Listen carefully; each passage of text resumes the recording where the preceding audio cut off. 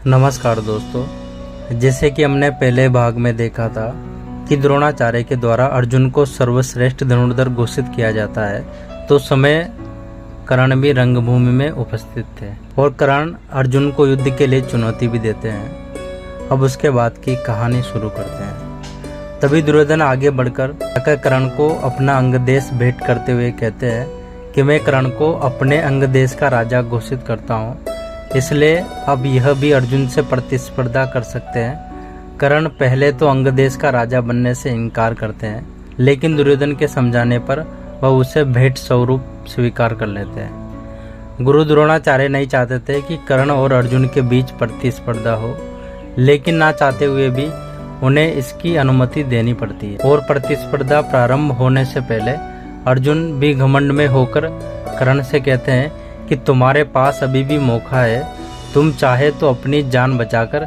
यहाँ से चले जाओ। इसके जवाब में कर्ण कहते हैं, हे अर्जुन, आज तुम्हें और तुम्हारे गुरु को भी पता चलेगा कि तुम अभी धनुर्विद्या में मुझसे कितने छोटे हो।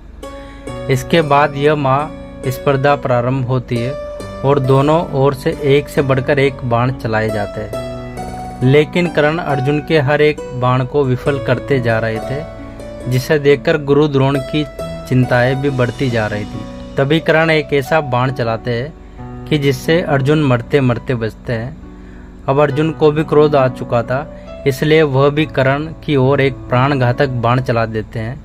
बाण अपनी ओर आता देख कर्ण अपने कवच को आह्वान करते हैं। माता कुंती कर्ण को ऐसा करते हुए देख लेती है।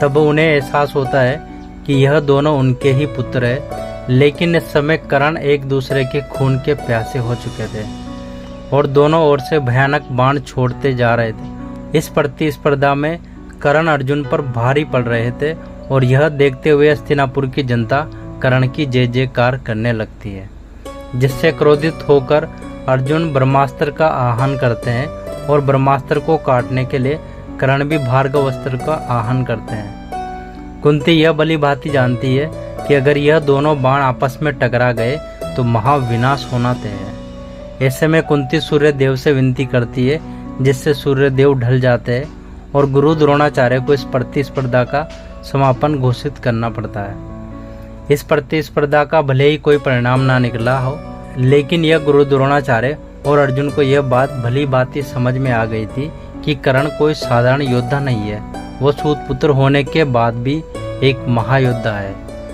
महाभारत में एक ऐसा ही प्रसंग महायुद्ध का भी है, जब कर्ण और अर्जुन आमने सामने होते हैं। अर्जुन के बाण से कर्ण का रथ कुछ पग पीछे चला जाता है, तो वही कर्ण के बाण से अर्जुन का रथ से 3 पग ही पीछे जाता है और अर्जुन को इस बात का घमंड आ जाता है, जिसे तोड़ते हुए श्री कृष्ण कहते हैं कि अर्जुन, यह मत भूलो कि तुम्हारे रथ पर स्वयं हनुमान जी और मैं इस रथ का सारथी हूँ, और अगर ऐसे में कर्ण तुम्हारे रथ को 3 पग पीछे हिला देता है तो वो सच में तुमसे बहुत शक्तिशाली है।